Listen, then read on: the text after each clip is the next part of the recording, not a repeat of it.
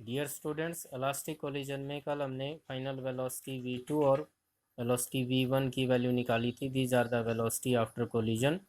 Equation 7 से v2 की value ये आ गई थी और इक्वेशन 8 से v1 की वैल्यू आ गई थी। अब हम स्पेशल केस डिस्कस करेंगे। स्पेशल केस में देखिए, when the objects two objects are of same mass is that m1 m2 is equal to m2। जो अलग अलग ऑब्जेक्ट ए और बी हमने कंसिडर किए थे, वो दोनों ऑब्जेक्ट हमारे पास जब सेम मास के हों, दोनों का मास सेम हो, तो उस केस में उनकी वेलोसिटी पे क्या इफेक्ट होगा। तो फ्रॉम इक्वेशन 7 एंड 8, ये हमारी इक्वेशन 7 और ये इक्वेशन 8 थी। तो इससे देखिए, जब दोनों सेम मास के हों तो उस केसेस में जो फाइनल वेलोसिटी v2 है उसकी वैल्यू होगी 2m u1 plus u2 into 0/2m। 2m से 2m कैंसिल, तो v2 की वैल्यू आ गई u1 और v1 की वैल्यू आ गई 2m u2 plus u1 into 0/2m। तो 2m cancel, v1 is equal to u2। इसका अर्थ हुआ कि velocity of the object get interchange after collision, अर्थात जो फाइनल वेलोसिटी v2 सेकंड की फर्स्ट ऑब्जेक्ट की थी वो सेकंड की हो जाएगी और जो सेकंड की थी वो फर्स्ट की हो जाएगी।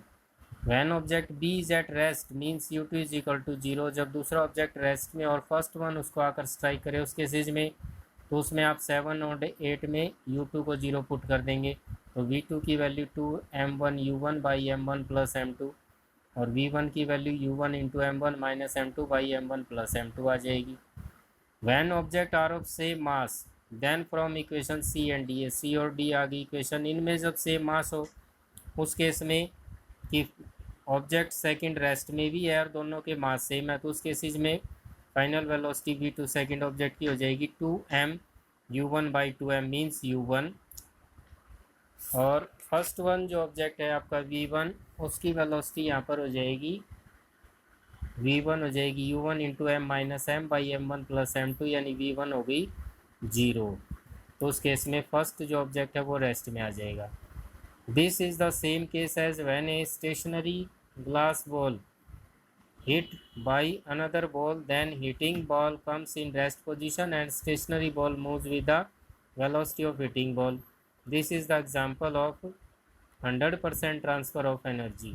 जैसे आप ग्लास बॉल खेलते हैं, कंचे खेलते हैं, उसमें एक बॉल आगे रखी हुई है और आप पीछे दूसरी बॉल से उसको मारते हैं, तो जो जिस बॉल से आपने मारा है वो रेस्ट में आ जाएगी और जो रेस्ट में थी बॉल वो आगे मोशन में हो जाएगी।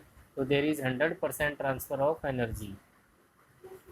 वैन m1 ग्रेटर है m2 से, then m1 plus m2 equal to m1 ले लेंगे, क्योंकि m1 बड़ा है m2 वेरी स्मॉल मान लें। उस केसेज में m1 और m2 का सम और इन दोनों का डिफरेंस नियरली इक्वल टू यदि m1 है, तो उस केस में v2 की वैल्यू हो जाएगी 2m1u1/m1 मीन्स 2u1, उससे डबल हो जाएगी फर्स्ट वन के कंपेरिजन में, और v1 हो जाएगी u1।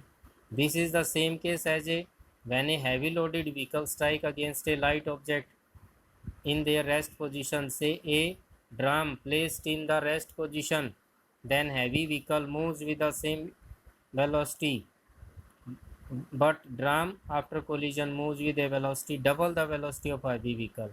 तो ऑब्जेक्ट जैसे हल्का कोई ऑब्जेक्ट व्हीकल रखा हुआ है और आप स्पीड में जा रहे हैं, उसको टकराते हैं तो वो तेज़ी से आगे की ओर जाता है, तो ये केस हो जाएगा m2 ग्रेटर m1 से।